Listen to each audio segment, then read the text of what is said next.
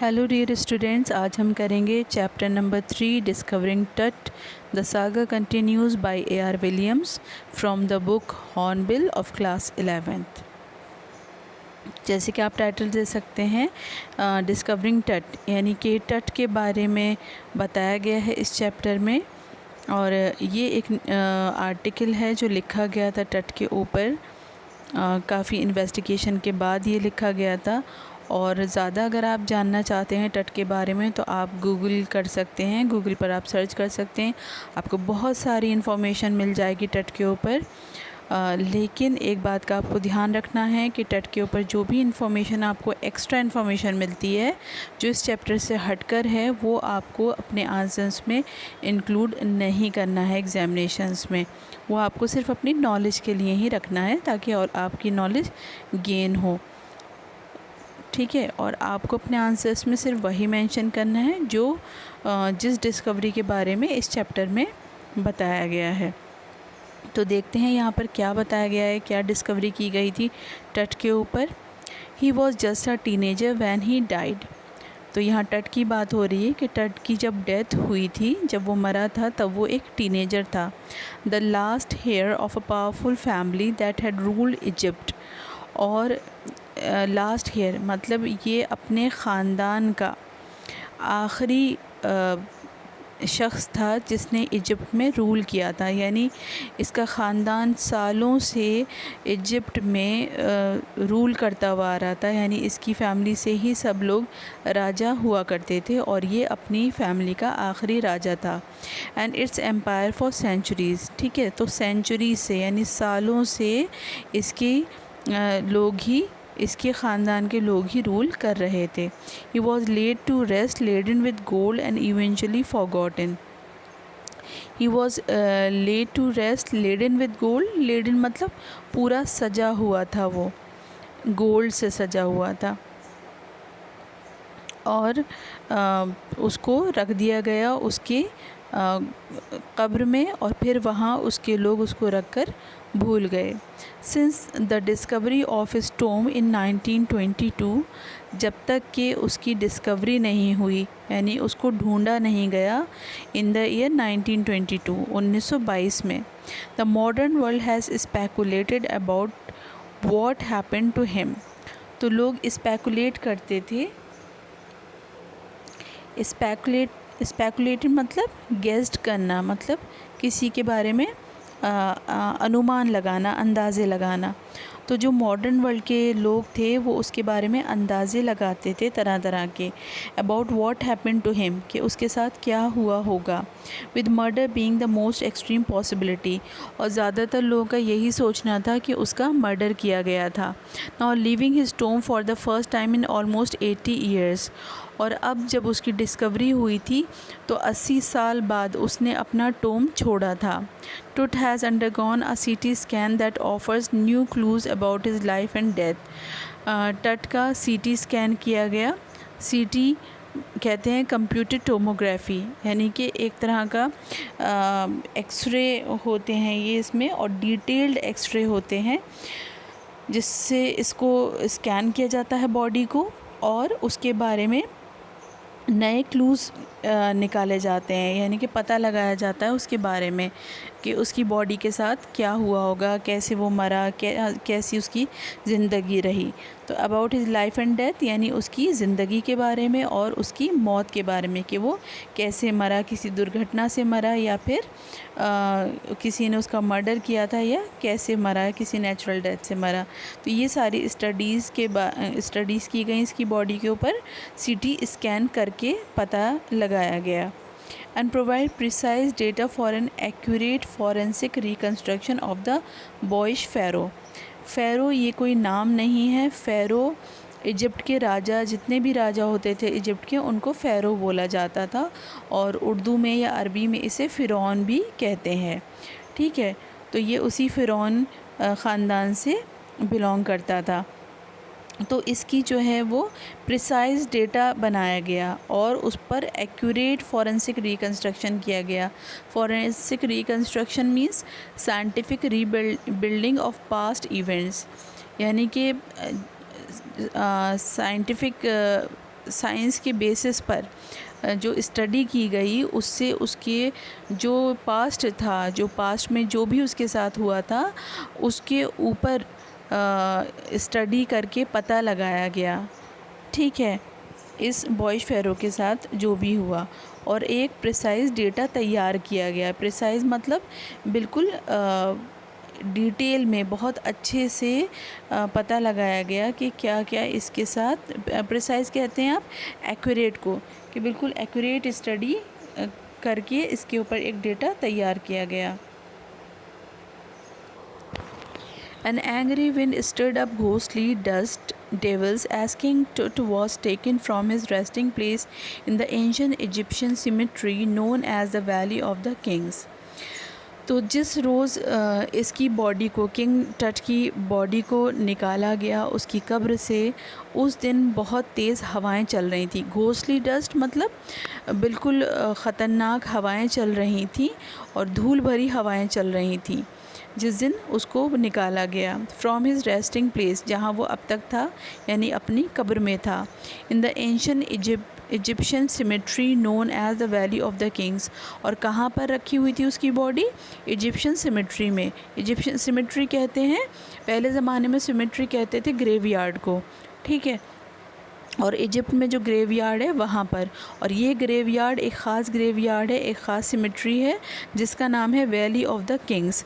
यानी इजिप्ट के जितने भी राजा हुआ करते थे उनकी कब्र आपको यहाँ पर मिल जाएगी, इस वैली ऑफ द किंग्स में। ये बहुत मशहूर है। डार्क बैलिड क्लाउड्स, यानी मोटे मोटे काले बादल जो हैं वो इकट्ठा हो गए थे। Had scudded across the desert sky all day, और पूरे आसमान पर जो है, स्कडेड का मतलब होता है मूव्ड क्विकली, पूरे आसमान पे तेज़ी से बादल जो है वो तैर रहे थे उस डेज़र्ट स्काई में, क्योंकि इजिप्ट जो है वो डेज़र्ट एरिया है, तो वहाँ के आसमान में काले काले घने बादल तैर रहे थे। And now were veiling the stars in casket grey. Veiling कहते हैं घूंघट को या किसी चीज़ को हाइड कर देना, तो उन बादलों ने जो सितारे थे उनको हाइड कर दिया था in casket grey. In casket grey means light grey और ब्लैक, लाइट ब्लैक, ठीक है। तो सुरमई से रंग के ये बादल हो गए थे और जिसके अंदर से सितारे हल्के हल्के से चमक रहे थे। इट वॉज 6 PM ऑन 5 जनवरी 2005। ये डिस्कवरी जब की गई तो उस की डेट थी 5 जनवरी 2005 में ये डिस्कवरी की गई और शाम का 6 बजे का वक्त था। The world most famous mummy glided head first into a CT scanner brought here to probe the lingering medical mysteries of this little understood young ruler who died more than 3,300 years ago. तो जो दुनिया का सबसे मशहूर mummy था जिसको पहली बार ले जाया गया CT स्कैनर के अंदर, to probe the lingering medical mysteries. Probe मतलब इन्वेस्टिगेट करना, लिंगरिंग मतलब जो अभी तक बातें लोगों तक नहीं पहुंची थी या जो अनजान थी बातें, उनको जानने के लिए, उन छुपी हुई बातों को जानने के लिए इसका CT स्कैन किया गया था। Of this little understood young ruler who died more than 3,300 years ago, जो 3,300 साल पहले मर चुका था। All afternoon, the usual line of tourists from around the world had descended into the cram rock-cut tomb some 26 feet underground to pay their respects. और जिस दिन इसकी बॉडी को निकाला गया इसकी टोम से, इसकी कब्र से, उस दिन उस दोपहर टूरिस्ट की लाइन लग गई थी। पूरी दुनिया भर से लोग आए थे और वो सब उतरे थे इनटू द क्रैम। क्रैम इसलिए कहा गया है क्योंकि जो इसका जो टोम था, जो मकबरा था, या आप कह सकते हैं जो इसकी ग्रेव थी, वो ऊपर से तो पिरामिड बना हुआ था, फिर अंदर उतर कर नीचे की तरफ इसकी कब्र थी। तो लोग वहाँ डिसेंड करके गए, यानी उतर के गए लोग, जो टूरिस्ट थे जो इसको देखना चाहते थे। रॉक का tomb some 26 feet underground to pay their respect. और ये इतनी गहरी थी, 26 फीट की गहराई के अंदर इसकी बॉडी, कब्र जो थी वो अंदर 26 फीट की गहराई में रखी हुई थी। रॉक का टोम मतलब जो टोम ऊपर से आपको नज़र आ रहा था उससे नीचे उतरना था 26 फीट की गहराई में, तब जाकर आपको ये इसकी बॉडी मिलेगी। They gazed at the murals on the walls of the burial chamber. Murals कहते हैं पेंटिंग्स ऑन द वॉल, तो दीवार पर जो पेंटिंग्स बनी हुई थी उनको लोग गेज़ कर रहे थे, यानी बहुत ही ध्यान से उनको देख रहे थे। On the walls of the burial chamber, burial chamber इसलिए कहा गया है क्योंकि यहाँ पर एक मुर्दा रखा हुआ है, इसलिए इसको ब्यूरियल चेम्बर कहा गया है। तो इस ब्यूरियल चेम्बर के पूरे यानी कि जिस कमरे में टुट की बॉडी रखी हुई थी उसके चारों तरफ जो दीवारें थी उन पर कुछ म्यूरल्स बने हुए थे, यानी कुछ पेंटिंग्स बनी हुई थी। लोग उन पेंटिंग्स को बड़ी ध्यान से देख रहे थे। And peered at Tut's gilded face, और पियर्ड मतलब झांकना या बहुत ध्यान से देखना। टुट के चेहरे को वो बहुत ध्यान से देख रहे थे जो पूरा सजा हुआ था। The most striking feature of his mummy shaped outer coffin lid, तो यहाँ सबसे पहले उसका असली चेहरा नहीं दिखा था, सबसे ऊपर क्या था, एक कॉफिन लिड था जो बिल्कुल उसके चेहरे जैसा था, बिल्कुल चेहरे के शेप का लिड था। ठीक है। Some visitors read from guide books in a whisper, और कुछ विजिटर्स जो है वो गाइड बुक्स में से पढ़ रहे थे हल्की हल्की आवाज़ में। विस्पर में मतलब हल्की आवाज़ में, और गाइड बुक्स कहते हैं वो बुक्स जिसमें मम्मी के बारे में पूरी जानकारी दी हुई थी। अदर्स स्टूड साइलेंटली, और कुछ वहाँ खामोशी से ही खड़े हुए थे। Perhaps pondering Tut's untimely death in his late teens. Pondering means thinking, और कुछ लोग सोच रहे थे उसकी अनटाइमली डेथ के बारे में। अनटाइमली यानी जो वक्त से पहले उसकी डेथ हो गई थी जब वो एक टीनेज ही था। और wondering with a shiver if the pharaoh's curse, और कुछ लोग जो है वो सोच रहे थे और सोचकर कांप रहे थे फ़ैरो के कर्ज के बारे में। अब फ़ैरो का कर्ज़ क्या है, ठीक है, इसके बारे फ़ैरोज़ कर्ज़ ये आप गूगल पर डालिएगा, इसकी पूरी एक कहानी आपको मिल जाएगी। जो शॉर्ट में मैं आपको बता देती हूँ, यहाँ पर जैसे लिखा हुआ है, डेथ और misfortune falling upon those who disturb him was really true. तो मैं आपको शॉर्ट में बता देती हूँ कि क्या था कि जो फ़ैरो की कब्र थी उस कब्र के ऊपर ये लिखा हुआ था, डेथ और misfortune falling upon those who disturb him, यानी कि जो भी उसको उसकी नींद से जगाएगा, ठीक है, उसको या तो मौत, ये कर्ज थी, यानी बद्दुआ ये लिखी हुई थी कि जो भी उसको डिस्टर्ब करेगा उसको या तो डेथ हो जाएगी या उसके साथ मिसफॉर्च्यून यानी कुछ बुरा उसके साथ हो जाएगा।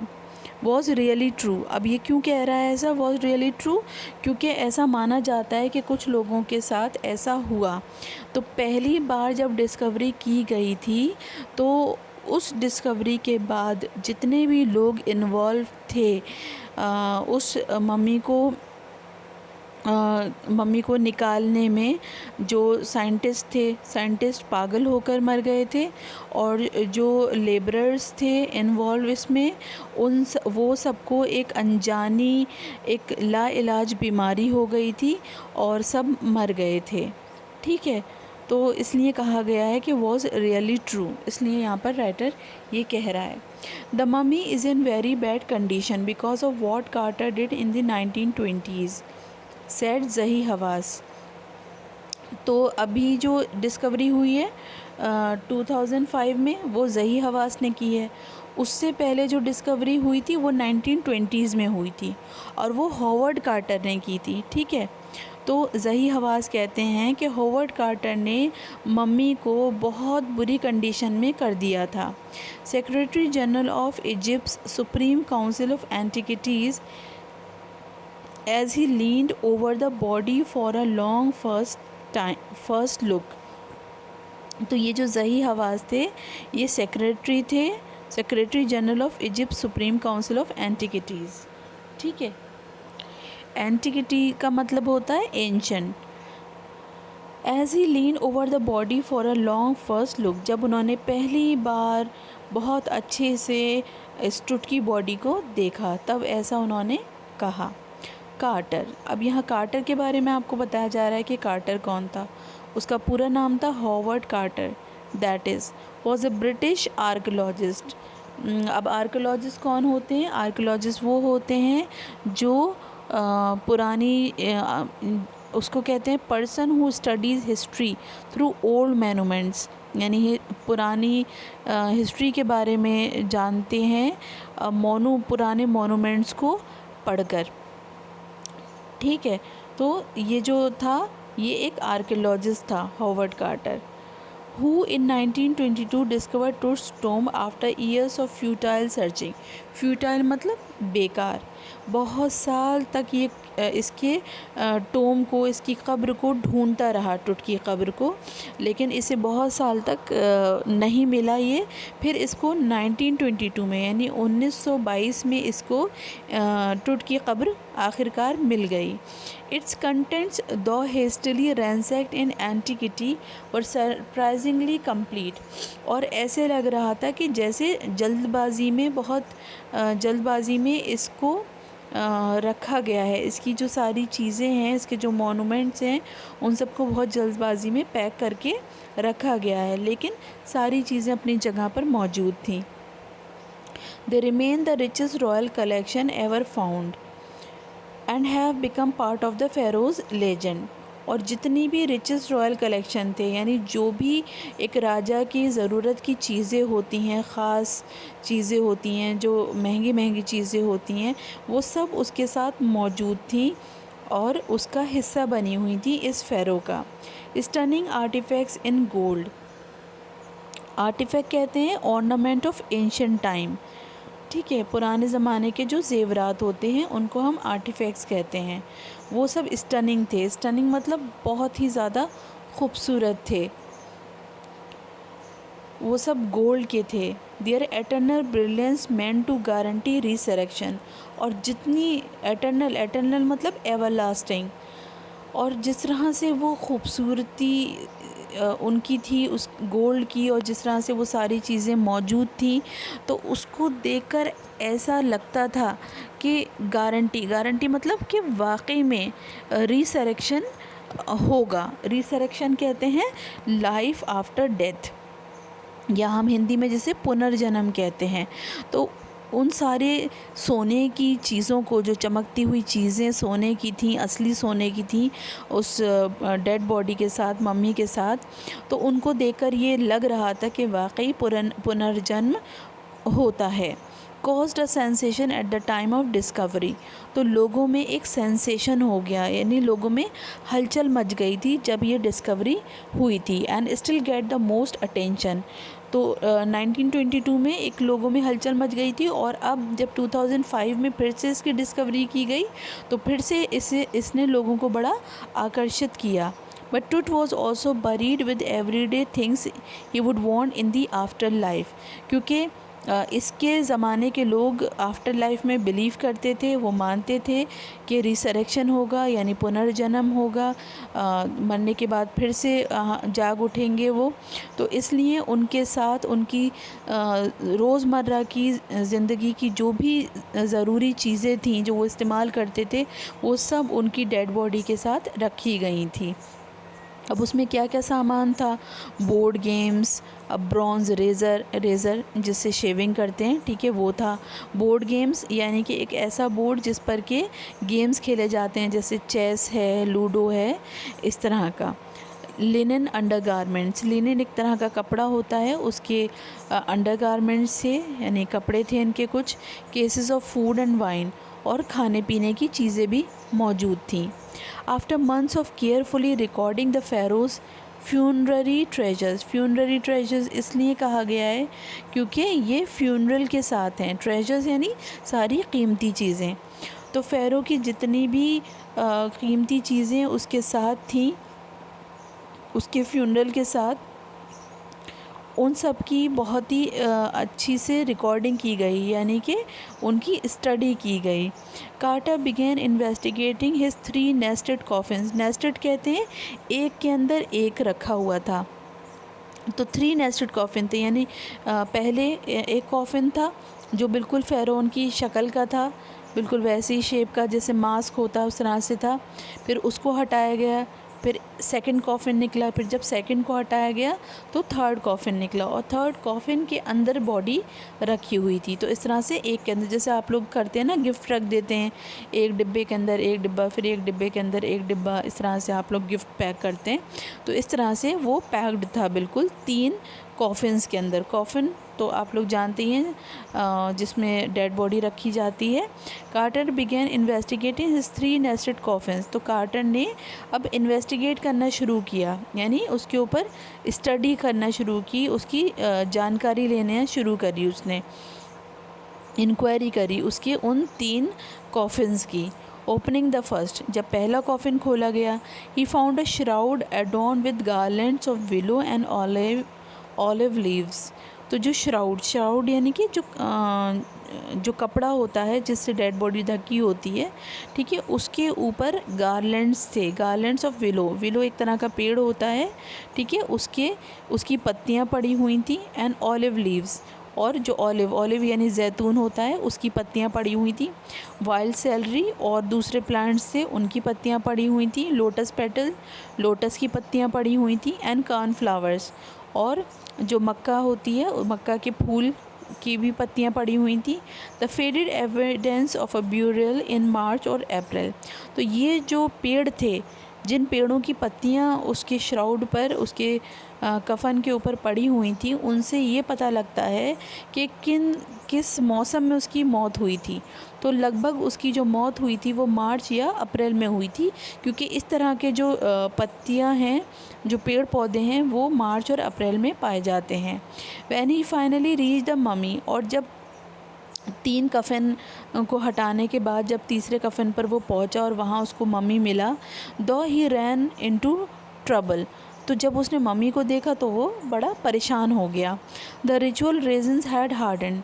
अब रेजन क्या कहते हैं? रेजन होता है गम, एक तरह का मसाला तैयार किया जाता था, और वो मसाला जो है वो बैंडेजेस पर लगा के और फिर उससे पूरी डेड बॉडी को कवर कर दिया जाता था, जिससे कि डेड बॉडी जो है वो सेफ़ रहे, ख़राब नहीं हो, सड़े गले नहीं डेड बॉडी, ठीक है। तो रिचुअल रेजन, तो ये एक तरह का रिचुअल था। जितने भी ममीज़ होते थे उन पर रेजन्स लगाए जाते थे, यानी कि एक तरह का मसाला, एक तरह का गम लगाया जाता था। The ritual resins had harden. लेकिन क्या हुआ कि ये जो रेजन्स थे उनकी वजह से जो मम्मी था वो हार्डन हो गया था, यानी बहुत सख्त हो गया था। Cementing to the bottom of his solid gold coffin. और जो तीसरा कॉफिन था गोल्ड का था वो कॉफिन, और तीनों ही कॉफिन गोल्ड के थे। तो वो जो कॉफिन था, उस कॉफिन से जो टूट की बॉडी थी वो सीमेंटिंग हो गई थी, यानी चिपक गई थी, ठीक है। जैसे सीमेंट होता है, सीमेंट से घर बनाते हैं तो उससे चिपक जाती है दीवार, तो इसी तरह से वो बॉडी भी चिपक गई थी रेजिन की वजह से। No amount of legitimate force could move them. Legitimate मतलब लीगल, जितनी भी जायज़ फोर्स थी वो उसने सब लगा ली कार्टर ने। Carter wrote later what was to be done. उससे जो भी हो सकता था, जो भी करेक्ट मेथड था वो उसने किया, लेकिन वो बॉडी वहाँ से उस कॉफिन से नहीं निकल पाई, वो इतनी ज़्यादा चिपक गई थी। और कार्टर ने ये लिखा अपनी डिस्कवरी के बारे में कि वो परेशान हो गया था कि वो क्या करे, what was to be done, वो परेशान था कि क्या किया जाए। The sun can beat down like a hammer this far south in Egypt. Egypt में बहुत ज़्यादा गर्मी होती है और वहाँ पर सूरज की रोशनी बिल्कुल हथौड़े जैसा काम करती है, यानी किसी भी चीज़ को पिघलाना है तो वहाँ सूरज की रोशनी में आप रख दिए तो वो चीज़ पिघल जाएगी, इतनी तेज़ गर्मी वहाँ रहती है। And Carter try to use it to loosen the resins. तो कार्टर ने क्या किया, इस सूरज की गर्मी का इस्तेमाल किया और उसने उस मम्मी को धूप में रख दिया, और उससे उसने कोशिश करी कि शायद वो जो गम, जो रेज़न लगा हुआ है डेड बॉडी के ऊपर, वो कुछ उस धूप से, सूरज की रोशनी से पिघल जाए। फॉर सेवरल आवर्स अब यहाँ पर आप देख सकते हैं कि ये नक्शा दिया हुआ है आपको, ठीक है, इजिप्ट का पूरा ये ग्राफ है। यहाँ पे देखिए अमरना के बारे में भी है, इजिप्ट के बारे में है, और यहाँ पे देखिए वैली ऑफ द किंग्स भी है, ये बॉक्स में बनी हुई है, ये वाली आप देख सकते हैं वैली ऑफ द किंग्स, ठीक है, बॉक्स के अंदर है, और ये सब पूरा है। तो हम यहाँ पे इस लाइन पर थे। तो क्या बता रहे थे? फॉर सेवरल आवर्स, घंटों तक क्या किया हॉवर्ड कार्टर ने? He set the mummy outside in blazing sunshine that heated it to 149 degrees Fahrenheit. इतनी ज़्यादा तेज़ गर्मी में, चमकते हुए सूरज में, ब्लेजिंग मतलब बहुत ज़्यादा तेज़ चमकता हुआ सूरज था, उसमें उसने मम्मी को 149 डिग्रीज़ में रख दिया था। नथिंग बज्ड मीन्स नथिंग मूव्ड, लेकिन कुछ भी मूव नहीं हुई बॉडी, ज़रा सी भी वो बॉडी अपनी जगह से नहीं हिली। He reported with scientific detachment that the consolidated material had to be chiselled away from beneath the limbs. Chisel कहते हैं कट करने को, काटने को। And trunk, limbs and trunk before it was possible to raise the king's remains. तो यहाँ वो ये रिपोर्ट देता है कार्टर, वो कहता है कि जो कंसोलिडेटेड मटेरियल था, यानी वो मटेरियल जो बिल्कुल हार्ड हो गया था, ठीक है, उसको काट कर निकालना ज़रूरी हो गया था, उसके लिम्स को और उसके ट्रंक को, ठीक है, इससे पहले कि जो किंग के रिमेन्स थे उनको निकालना ज़रूरी हो गया था। फ्रॉम बीनीथ द लिम्स मतलब नीचे की तरफ से, जो लिम्स कहते हैं हाथ पैर, ठीक है, ट्रंक मतलब जो पीछे का हिस्सा था उसका, तो नीचे की तरफ से, बीनीथ नीचे की तरफ से उसको काटा गया।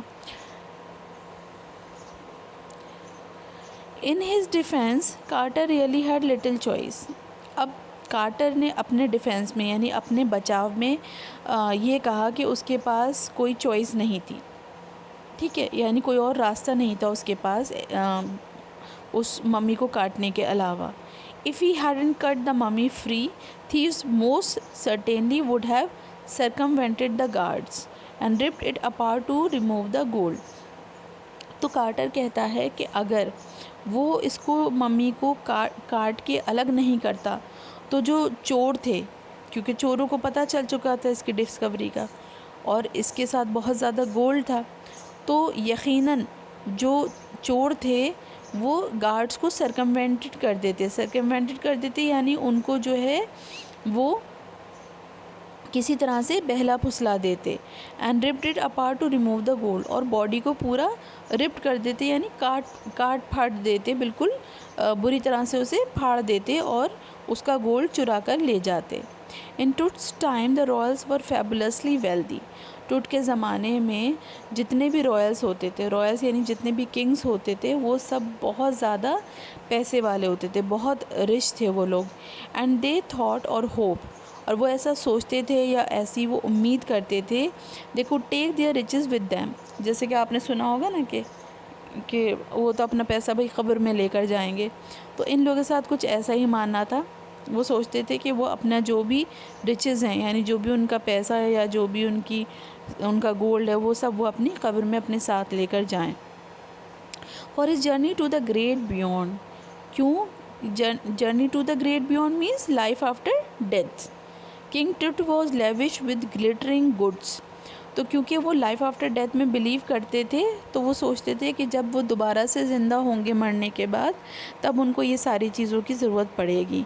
और इसलिए जो किंग टूट था वो लेविश था, यानी पूरी तरह से तैयार था, सजा हुआ था वो विद ग्लिटरिंग गुड्स, यानी चमकते हुए सामान के साथ। और उसमें क्या क्या था? प्रीशियस कॉलर कहते हैं एक तरह के गले में पहनने का एक हार जैसा होता है, राजा महाराजा लोग पहना करते थे जेवरात, तो एक गले का हार था प्रीशियस कॉलर। इनलेड नेकलेसेस, और भी लटकने वाले हार थे, नेकलेसेस। एंड ब्रेसलेट आप लोग जानते ही हैं, हाथ में पहनते हैं। रिंग्स थी। एमुलेट्स कहते हैं तावीज़ को, ठीक है, तावीज़ भी वो पहने हुए था।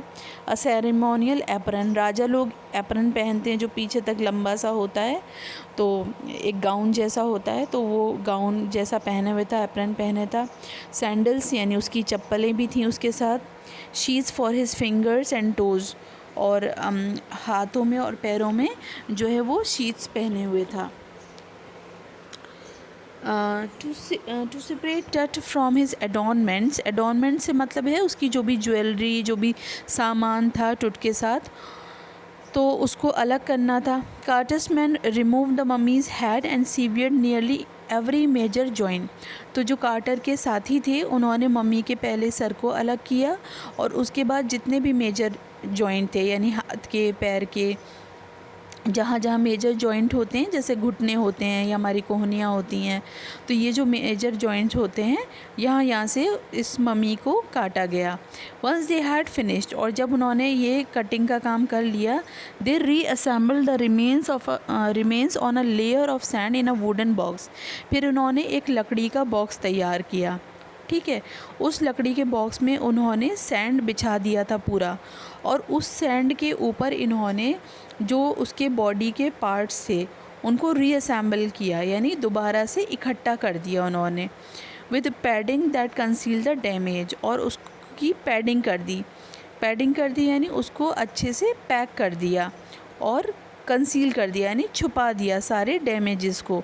जहाँ जहाँ से उन्होंने काटा था तो पता ही नहीं चल रहा था कि कहाँ कहाँ से उन्होंने इसको काटा है।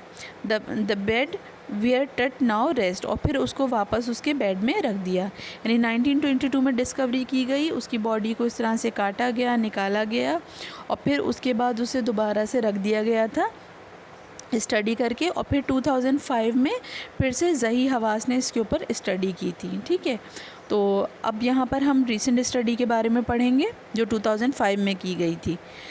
अभी तक तो हम हॉवर्ड कार्टर की स्टडी के बारे में बात कर रहे थे। Archaeology has change substantially in the intervening decades, तो जो आर्कियोलॉजी है उसका जो स्टडी करने का पहलू है वो अब बदल गया है, सालों में बदल चुका है वो।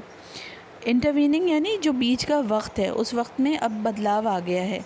फोकसिंग लेस ऑन ट्रेजर, पहले के जो आर्कियोलॉजिस्ट होते थे जैसे कि कार्टर था, उस तरह के जो आर्कियोलॉजिस्ट थे वो चीज़ों की स्टडी करते थे, लेकिन अब जो है वो फोकस बदल चुका है, यानी ध्यान जो है वो बदल गया है। अब ट्रेजर के ऊपर यानी जो चीज़ें हैं उनके ऊपर उतना ध्यान नहीं दिया गया है, and more on the fascinating details of life and intriguing mysteries of death. और अब इस बात पर स्टडी ज़्यादा की गई कि क्या ज़िंदगी उसने गुजारी थी और कैसे उसकी मिस्ट्रीज़ ऑफ डेथ, मतलब कैसे उसकी मौत हुई, क्या उसके पीछे रहस्य था उसकी मौत के पीछे। It also uses more sophisticated tools, और अब उसके इस ऊपर स्टडी करने के लिए ज़्यादा अच्छे टूल्स यानी औज़ारों का इस्तेमाल किया गया, इंक्लूडिंग मेडिकल टेक्नोलॉजी, और साथ ही साथ मेडिकल टेक्नोलॉजी का भी इस्तेमाल किया गया। इन 1968, more than 40 years after कार्टर्स discovery, अच्छा देखिए कार्टर की डिस्कवरी हुई थी 1922 में, ठीक है, उसके बाद 1968 में भी एक बार और इस पर स्टडी की गई थी। More than 40 years after कार्टर्स discovery, quarter ने जब डिस्कवरी की थी 1922 में, उसके 40 साल बाद 1968 में डिस्कवरी की थी। An anatomy professor x ray the mummy, anatomy कहते हैं study of the internal parts of the body, यानी बॉडी के अंदर के पार्ट्स की स्टडी करने को कहते हैं। तो एक प्रोफेसर था एनाटमी का, उसने एक्सरे किया था मम्मी को, x ray the mummy and reveal a startling fact, और चौंका देने वाले उसने फैक्ट यानी जानकारी हासिल की थी उस एक्सरे से। Beneath the resin that cakes his chest, जो रेजिन था, जो गम था, उसके नीचे जो उसका सीना था जो छुपा हुआ था, हिज ब्रेस्ट बोन, और उसकी सीने की जो हड्डियाँ थी, ठीक है, उसका चेस्ट, उसके सीने की हड्डियाँ, and front ribs are missing, और उसकी पसलियाँ, ये सब मिसिंग थी, गायब थी। ऐसा उस एक्सरे में प्रोफेसर ने स्टडी किया था, एनाटॉमी प्रोफेसर ने 1968 में स्टडी किया था। अब आज की बात हो रही है। Today diagnostic imaging can be done with computed tomography और सीटी शॉर्ट फॉर्म है कंप्यूटेड टोमोग्राफी की, ठीक है, by which hundreds of x-rays in cross section are put together like slices of bread to create a three-dimensional virtual body. अब ये जो computed tomography है या सीटी स्कैन है, इसमें होता क्या है, इससे बहुत सारे एक्सरेज लिए जाते हैं क्रॉस सेक्शन में, यानी अलग अलग तरह से अलग अलग एंगल से एक्सरे लिए जाते हैं और उन सबको बिल्कुल स्लाइसेस ऑफ ब्रेड, यानी बिल्कुल एक जैसे ब्रेड के स्लाइसेस होते हैं उस तरह से उनको रखा जाता है और 3 डायमेंशनल वर्चुअल बॉडी तैयार की जाती है, ठीक है। 3D तो आप सब जानते ही हैं, 3D आजकल मूवीज़ भी आ गई हैं, इनफैक्ट अब तो 4D 5D भी आ गया है। तो उस ज़माने तक 3D आया था, लेटेस्ट आया था 3D जब पहली बार आया था नया तब ये की गई थी study. What more would a CT scan reveal of Tut than the x ray. तो एक्सरे से बढ़कर, इस सीटी स्कैन से बढ़कर और क्या चीज़ हो सकती थी जो टूथ के बारे में जानकारी दे सकती थी। And could it answer two of the biggest question still lingering about him. तो क्या ये जो सीटी स्कैन था उससे हमें उन 2 सवालों का जवाब मिल सकता था जो अभी भी लिंगरिंग कर रहे थे, यानी लोगों के दिमाग में अभी भी घूम रहे थे। वो क्या 2 सवाल थे, हाउ डिड ही डाई, वो कैसे मरा, उसकी मौत कैसे हुई, and how old was he at the time of his death, और उसकी सही उम्र क्या थी जब उसकी डेथ हुई। ये तो हमें बताया जाता है कि वो टीनेज था, लेकिन असल एज उसकी क्या थी वो हमको नहीं पता हो पा रही है, सिर्फ अनुमान ही लगाया गया है स्टडीज़ के बेसिस पर। King Tut's demise was a big event. Demise मतलब ख़ात्मा, डेथ यहाँ आप कह सकते हैं कि ये जो किंग टुट था, इसकी जो मौत थी, ये एक बहुत बड़ा इवेंट है पूरी हिस्ट्री में, इवन बाय रॉयल स्टैंडर्ड्स। यहाँ तक कि किंग जो थे उनके लिए भी ये बहुत ख़ास इवेंट था। He was the last of his families line. क्यों ख़ास था, क्योंकि अपनी फैमिली का ये आखिरी राजा था जिसने रूल किया था। And his funeral was the death rattle of a dynasty, और इसका ख़ात्मा इसकी पूरी डायनेस्टी का ख़ात्मा था, यानी इसकी जो पूरी सल्तनत थी, जो इसका ख़ानदानी रूल था, उसका ख़ात्मा हो गया था इसकी मौत के साथ। But the particulars of his passing away and its aftermath are unclear. लेकिन इसकी मौत कैसे हुई और क्या हुआ इसके साथ, इसके बारे में अभी भी सही से मालूमात नहीं हुई है। एमेनहोटेप III, टुट्स फादर और ग्रैंडफादर। तो ये अनुमान लगाया जाता है, ये अंदाज़ा लगाया जाता है कि एमेनहोटेप III जो थे वो या तो उसके फादर थे या फिर ग्रैंडफादर, यानी दादा थे, या तो बाप थे या दादा थे। Was a powerful pharaoh who rule for almost 4 decades at the height of the 18th dynasty's golden age. Golden age यानी सबसे जो सुनहरा वक्त था, उस वक्त में एमेनहोटेप III ने रूल किया था पूरे इजिप्ट में, और ये बहुत ही पावरफुल, बहुत ताकतवर फ़ेरो था, यानी ताकतवर फ़िरौन था। और इसने 4 डिकेड मतलब 40 साल इसने रूल किया था। एक डिकेड 10 साल का होता है, तो इसने 40 साल तक इस गोल्डन डायनेस्टी में रूल किया था।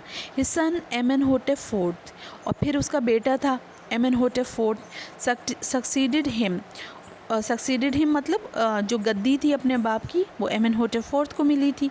And initiated one of the strangest periods in the history of ancient Egypt. और इसने जो पूरा इजिप्ट की हिस्ट्री थी उसमें कुछ अनोखे ही काम इसने करे, कुछ अलग ही काम किए।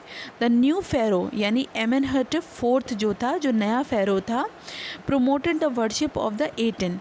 इसने एटन की पूजा करना शुरू कर दी। एटन जो कि द सन डिस्क यानी सूरज की पूजा करना शुरू कर दी थी, सूरज देवता की। Change his name to Akhenaten. अब देखिए एखेनाटेन, इसके नाम में एटन इसने लगा लिया, तो ठीक है, तो एखेनाटेन इसका नाम हो गया था, जिसका मतलब था और सर्वेंट ऑफ द एटन। ठीक है, यानी कि एटन का सर्वेंट, यानी सूरज देवता का सर्वेंट, गुलाम। And move the religious capital from the old city of Thebes to the new city of Akhetaten, और इसने अपने शहर का भी नाम बदल दिया था। जो पहले थीब्स के नाम से जाना जाता था उसको इसने एक नया नाम दिया, अपने ही खुदा के नाम पर इसने नाम दिया, एक्हेटाटेन उस जगह का नाम हो गया। अगर अब आप मैप में देखेंगे इजिप्ट के, तो अब आपको ये मिलेगा नोन नाउ एज अमरना। अब ये अमरना के नाम से मिलेगा आपको। He further shock the country by attacking Amun, a major god, और इसने एक काम और ऐसा किया जिससे सारे लोग, पूरे जो कंट्री के लोग थे वो सब चौंक गए थे। इसने जो सबसे बड़ा इनका खुदा होता था इजिप्ट के लोगों का, अमून, ठीक है, उस पर इसने अटैक कर दिया है। स्मैशिंग हिज इमेजेस, स्मैशिंग मतलब कुचल देना, तोड़ देना। इसने सारी जो जितनी भी इमेजेस थी, यानी जो आइडल्स थे, जो मूर्तियाँ थी इस गॉड की, अमून की, वो सब तोड़ दी थी।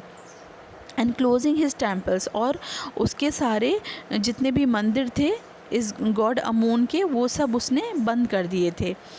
It must have been a horrific time, said Ray Johnson. Ray Johnson कौन थे? Director of the University of Chicago's research centre in Luxor. तो वो कहते हैं, रे जॉनसन कहते हैं कि ये बहुत ही हॉरिफिक टाइम था, यानी बहुत ही खौफनाक वक्त था जब ये सब हुआ था। The site of ancient Thebes, और वहाँ पर जो नज़ारा था थीब्स का, वो वहाँ पर ये सब देखने को मिला। The family that had ruled for centuries was coming to an end, और एक ऐसी फैमिली यानी फ़ेरो की फैमिली जिसने हज़ारों साल से रूल किया था, सेंचुरी से रूल किया था, उसका अब ख़ात्मा आ गया था। And then Akhenaten went a little wacky, और यहाँ पर जो रे जॉनसन है वो उसको वैकी कह रहे हैं। वैकी कह रहे हैं यानी कि वैकी का मतलब होता है फूलिश या क्रेज़ी, तो उसको कह रहे हैं कि वो एक्हेनाटेन बिल्कुल क्रेज़ी हो गया था। आफ्टर एक्हेनाटेन्स डेथ, अब ये जो एक्हेनाटेन था जिसने बिल्कुल सब कुछ बदल दिया था, अपने पूर्वजों की जो खुदा थे, जो जिनकी पूजा हुआ करती थी, वो सारी चीज़ों में इसने बदलाव लिया आया था, नाम बदल दिया था, जगह का नाम भी बदल दिया था अपने सिटी का। तो इसकी डेथ के बाद a mysterious ruler named Smenkhkare appeared briefly, एक और रूलर आया बीच में जिसका नाम था स्मेनखेर, जो बहुत थोड़े से वक्त के लिए जिसने रूल किया था। And excited with hardly a trace, और इसने कुछ ऐसा नहीं किया जिससे हमें इसके बारे में ज़्यादा कुछ पता चल पाए। And then a very young Tutankhaten took the throne, उसके बाद टूटनखेटन को तख्त मिला, यानी राज मिला। King Tut as he is widely known today, और आज टूटनखेटन आज मशहूर है किंग टूट के नाम से, जैसे कि हम सब जानते हैं। The boy king soon changed his name to Tutankhamun. अब यहाँ पर आपको ध्यान देना है, इसके नाम में टूटनखेटन, इसके नाम में एटन लगा हुआ था, ठीक है, एटन, क्योंकि इसके फादर ने एटन की पूजा करना शुरू कर दी थी, तो इसको भी नाम टूटनखेटन का दिया था, इसके नाम में भी एटन था, ठीक है। अब क्योंकि जब ये ख़ुद राजा बना तो इसका जो नाम था इसने टूटनखैमन कर लिया अपना नाम, यानी जो इसके पुराने दादा परदादा थे वो एमुन को मानते थे, गॉड एमुन को, तो इसने भी फिर से उनको ही मानना शुरू कर दिया, उसी खुदा को मानना शुरू कर दिया, एमुन को, ठीक है। और इसने अपना नाम इसलिए बदल कर टूटनखैमन रख लिया, इसके नाम में एमन आ गया, जिसका मतलब था living image of Amun. And oversaw a restoration of the old ways, और जैसे इसके दादा परदादा जो भी किया करते थे, जो रस्म व रिवाज थे, जो जैसे जिनको वो पूजा करते थे, वो सारी चीज़ें उसने शुरू कर दी थी, ठीक है।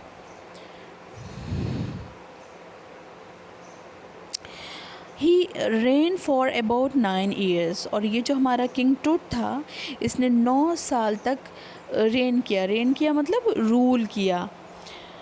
एंड देन डाइड अनएक्सपेक्टेडली, और फिर 9 साल रूल करने के बाद अचानक से इसकी मौत हो गई। Regardless of his name and regardless of his fame and the speculation about his fate. वो बहुत मशहूर था और उसके साथ साथ उसके बारे में बहुत सारे स्पेकुलेशंस थे, यानी लोगों ने अलग अलग सोचें बना रखी थी उसके बारे में कि क्या उसका फेट रहा, यानी क्या उसके साथ हुआ था। Tut is one mummy among many in Egypt, how many no one knows. तो मशहूर तो ये था ही, ठीक है। उसके साथ साथ क्या था कि बहुत इजिप्ट में जो बहुत सारे मम्मी हैं उनमें से एक ये मम्मी था। कितने मम्मी हैं? नो वन नोज़, कोई नहीं जानता। The Egyptian mummy project which began an inventory in late 2003। 2003 में ये एक तरह का प्रोजेक्ट शुरू हुआ था जिसका नाम था इजिप्शियन मम्मी प्रोजेक्ट, ठीक है। Has recorded almost 600 so far and still counting. तो 2003 तक जो काउंटिंग की गई तो 600 मम्मी तब तक पता लगे थे कि 600 मम्मी वहाँ पर मौजूद हैं, और उसके बाद अब तक मॉडर्न ज़माने तक उसकी काउंटिंग चल रही है। अभी भी नए नए मम्मी निकल कर आ रहे हैं, तो इसलिए अभी कहना मुश्किल है कि टोटल कितने मम्मी वहाँ पर मौजूद हैं इजिप्ट में। The next phase scanning the mummies with a portable CT machine donated by the National Geographic Society and Siemens. National Geographic Society and Siemens ये जो है ये एक मैन्युफैक्चरर है सीटी मशीन का, ठीक है। ये वो कंपनी है जिसने सीटी मशीन बनाई थी और डोनेट की थी मम्मी की स्कैनिंग के लिए। King Tut is one of the first mummies to be scan, क्योंकि इस मशीन के अंदर सबसे पहले जिसे रखा गया वो किंग टूट की मम्मी थी, ठीक है। In death as in life moving regally ahead of his countrymen. तो यहाँ पर ध्यान देने की बात ये है, यहाँ पर ये कहा जा रहा है कि जो किंग टूट था वो अपनी ज़िंदगी में भी अपने लोगों से सबसे आगे रहा। कैसे आगे रहा? 9 साल उसने रूल किया और बहुत कम एज में उसने रूल किया, क्योंकि वो एज़ टीनेज उसकी डेथ हुई थी। तो इसका मतलब ये है कि उसने बहुत कम एज से उसने रूल किया था। तो इस तरह से वो अपने लोगों में आगे था अपनी ज़िंदगी में, और अपनी डेथ के बाद भी अपने लोगों में आगे था। कैसे आगे था? क्योंकि वो पहली उसकी मम्मी थी जिसका सीटी स्कैन किया गया। इतने सारे मम्मीज़ में सबसे पहले उसी की मम्मी थी जिसका सीटी स्कैन किया गया। तो इस तरह से ज़िंदगी में भी वो अपने लोगों से आगे रहा और मरने के बाद भी वो अपने लोगों में सबसे आगे ही रहा। A CT machine scan the mummy head to toe. ये जो मशीन थी इसने मम्मी का पूरा एक्सरे किया सर से लेकर पाँव तक, क्रिएटिंग 1700 डिजिटल एक्सरे इमेजेस। तो यहाँ पर आप कह सकते हैं यहाँ पर 1700 उसके एक्सरे किए गए, जिससे इमेजेस तैयार की गई क्रॉस सेक्शन में, यानी कि अलग अलग तरह से उसकी इमेजेस निकाली गई एक्सरे के ज़रिए। Tut's had scan in 0.62 millimetre slices to register its intricate structures. Intricate structure मतलब बिल्कुल बारीकी से 0.62 मिलीमीटर इतने बारीकी से जो है वो स्लाइड्स तैयार की गई जिस पर इसकी स्टडी की गई थी। Takes on eerie detail in the resulting image. eerie means strange. तो जो पूरी स्ट्रेंज डिटेल थी उसके बारे में वो सब निकाली गई उसकी इमेजेस से। In the resulting image with Tut's entire body similarly recorded, a team of specialist in radiology, forensics and anatomy began to probe the secrets that the winged goddesses of a gilded burial shrine protected for so long। और जो king टूट की body थी उस पूरी body को record किया गया और पूरी एक टीम तैयार की गई स्पेशलिस्ट की, जिसमें रेडियोलॉजिस्ट थे, फॉरेंसिक रिपोर्ट बनाई गई और एनाटॉमी कहते हैं जो internal parts of the body की स्टडी होती है, इंटरनल पार्ट्स की स्टडी की गई और फॉरेंसिक रिपोर्ट बनाई गई, यानी कि साइंटिफिक स्टडी की गई उसकी बॉडी के ऊपर पूरी। और रेडियोलॉजी का मतलब होता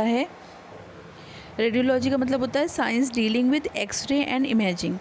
यानी कि ऐसी साइंस जो एक्सरे और इमेजेस के ज़रिए से स्टडी करती है। ठीक है, तो इन सब ने मिलकर इसके ऊपर स्टडी किया। बिगेन टू प्रोब मतलब इन्वेस्टिगेट करना, उसके ऊपर जानकारी हासिल करने की कोशिश की। The secret that the wing goddesses of a gilded burial shrine protected for so long. Shrine कहते हैं मकबरे को या ग्रेव को भी आप कह सकते हैं। ठीक है, तो ब्यूरियल यानी कि जहाँ पर कब्र थी, गिल्डेड यानी चमकता हुआ। विंग गॉडेसेस ये माना जाता है कि इनके यहाँ जो मर जाते हैं तो उनकी देख रेख जो है वो उनकी एक गॉडेस है, उनकी एक देवी है, वो उनकी रक्षा करती है। ठीक है, तो उनकी श्राइन के ऊपर ही वो रहती है और वो उनकी, तो अब तक ये अपने श्राइन में था और प्रोटेक्टेड था अपनी गॉडेसेस के ज़रिए। तो इसकी पूरी स्टडी की गई रेडियोलॉजी के ज़रिए, फॉरेंसिक के ज़रिए और एनाटॉमी के ज़रिए। ठीक है, the night of the scan, जिस रात स्कैन किया गया इसकी बॉडी का, workmen carried Tut from the tomb in his box. जो वर्कमैन थे यानी जो काम कर रहे थे इसके ऊपर, वो सब इसकी बॉडी को बॉक्स में उठाकर ले गए, इसके टोम से बाहर ले गए। लाइक पॉल बियरर्स यानी जैसे कि जो डोली उठाते हैं या जो डेड बॉडी को उठाकर ले जाते हैं कांधों पर, उनको हम पॉल बियरर्स कहते हैं। लाइक पॉल बियरर्स दे क्लाइम्ड अ रैम कहते हैं एक ढलानदार रास्ता था, उसके ऊपर चढ़कर वो उसको कंधों पर उठाकर ले जा रहे थे। And a flight of stairs, और बहुत सारी सीढ़ियाँ थीं वहाँ पर। Into the swirling sand outside, swirling मतलब घूमती हुई, चक्कर लगाती हुई बाहर रेत थी। Then rose on a hydraulic lift into the trailer that held the scanner, और फिर उसको एक हाइड्रोलिक लिफ्ट पर रखा गया और फिर वहाँ से उसको एक ट्रेलर में ले जाया गया और फिर इसको स्कैनर के अंदर रख दिया गया इसकी बॉडी को। 20 मिनट्स लेटर 2 मैन इमर्ज्ड, लेकिन 20 मिनट के बाद ही 2 आदमी नज़र आए। Sprinted for an office nearby, sprinted मतलब भागते हुए नज़र आए, भाग रहे थे वो ऑफिस की तरफ जो करीब में ही था। And return with a pair of white plastic fans, और वो प्लास्टिक फैंस लेकर आ रहे थे अपने साथ। द $1 मिलियन स्कैनर, $1 मिलियन मतलब बेशकीमती जो स्कैनर था। Scanner had quit because of sand in a cooler fan, एक जो कूलर फ़ैन था वो ख़राब हो गया था, क्विट कर गया था यानी चलने से उसने इनकार कर दिया था, ख़राब हो गया था, इसलिए वो प्लास्टिक फैंस ले जा रहे थे जल्दी जल्दी भागकर जो वर्कमैन थे।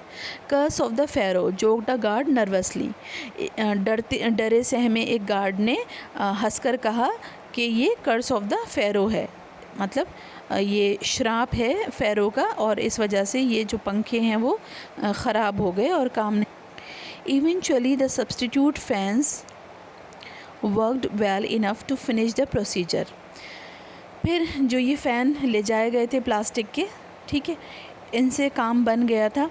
After checking that no data had been lost, और ये देखा गया कि कोई भी डेटा जो है वो लॉस्ट नहीं हुआ है, कहीं खोया नहीं है। The technician turn Tut over to the workman carried him back to his tomb, तो पूरी उसकी स्टडी करने के बाद, उसका पूरा CT स्कैन करने के बाद वापस उसको उसके टोम में रख दिया गया। Less than 3 hours after he was remove from his coffin, तो ये CT स्कैन करने में लगभग 3 घंटे लगे थे। 3 घंटे के लिए वो अपने कॉफिन से दूर था। The pharaoh again rested in peace where the funerary priest had laid him so long ago, तो वापस 3 घंटे बाद उसको उसी जगह रख दिया गया जहाँ उस फेरो को उसी जगह रख दिया गया जहाँ उसके पुजारियों ने पूरे पूजा करते हुए और पूरे ट्रेडिशंस के साथ उसको वहाँ रखा था हज़ारों साल पहले। Back in the trailer a technician pulled up astonishing images of टूट ऑन अ कंप्यूटर स्क्रीन। अब ट्रेलर के ऊपर, ट्रेलर मतलब कि एक तरह का ट्रक जैसा होता है, उस पर एक टेक्नीशियन जो है वो खींचता है कुछ इमेजेस टूट की, ठीक है, एक कंप्यूटर की स्क्रीन के ऊपर। A grey head took shape from a scattering of pixels, pixels कहते हैं डॉट्स को, तो डॉट से एक इमेज तैयार हुई कंप्यूटर के ऊपर। एंड द टेक्नीशियन स्पन मतलब उसको घुमाया। एंड टिल्टेड मतलब उसको इधर उधर उसको मोड़कर उसने देखा। इट इन एवरी डायरेक्शन, हर तरह से उसको मोड़ कर देखा, ऊपर नीचे घुमा कर देखा। Neck vertebra appeared as clearly as in an anatomy class, तो उसकी जो गर्दन थी वो बिल्कुल, neck vertebra means bone of the neck, तो गर्दन की जो हड्डी थी वो बिल्कुल साफ़ नज़र आ रही थी, इतनी साफ़ नज़र आ रही थी जैसे कि एक एनाटॉमी की क्लास में नज़र आती है। Other images reveal a hand, और दूसरी इमेजेस में उसका हाथ नज़र आया। Several views of the rib cage, और रिब केज भी नज़र आए। And the transection of the skull, और उसका जो स्कल था यानी जो उसका सर था वो पूरा नज़र आया। But for now the pressure was of, pressure was of मतलब अब वो रिलीव्ड हो चुका था, अब आराम हो गया था। Sitting back in his chair Zahi Hawass smiled visibly relieved that nothing had gone seriously wrong, और पूरी स्टडी करने के बाद यहाँ ज़ही हवास जो हैं वो पूरे रिलैक्स्ड हो चुके थे, रिलीव्ड थे मतलब रिलैक्स थे, और कह रहे थे कि कुछ भी ज़्यादा बुरा नहीं हुआ है उसकी बॉडी के साथ, यानी ख़ास कोई नुकसान नहीं हुआ था अब तक उसकी बॉडी के साथ, सारी चीज़ें वहाँ मौजूद थी उसकी बॉडी में। I didn't sleep last night not for a second he sad, और ज़ही हवास ने कहा कि मैं पूरी रात नहीं सोया हूँ एक सेकंड के लिए भी, मतलब इतनी उनको फ़िक्र थी इसकी स्टडी की। I was so worried but now I think I will go and sleep, और वो ख़ुद ये कहते हैं कि मैं बहुत ज़्यादा फ़िक्रमंद था, और कहते हैं कि अब मैं आराम से सो सकता हूँ। यहाँ पर कुछ इमेजेस दी हुई हैं आपके चैप्टर में, ये किंग टूट की इमेजेस हैं।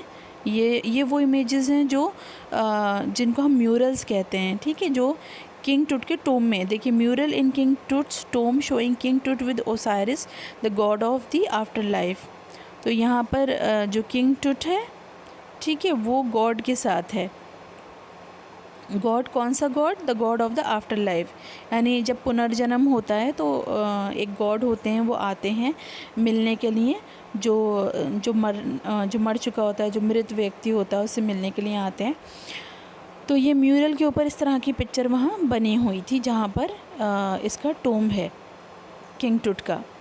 By the time we left the trailer, descending metal stairs to the sandy ground, the wind had stopped. और जैसे ही सारा काम ख़त्म हुआ, ये सारी स्टडी ख़त्म हुई और मेटल स्टेयर से ये लोग उतर कर आए, तो जो हवाएं बहुत तेज़ी से चल रही थी वो अचानक से रुक गईं।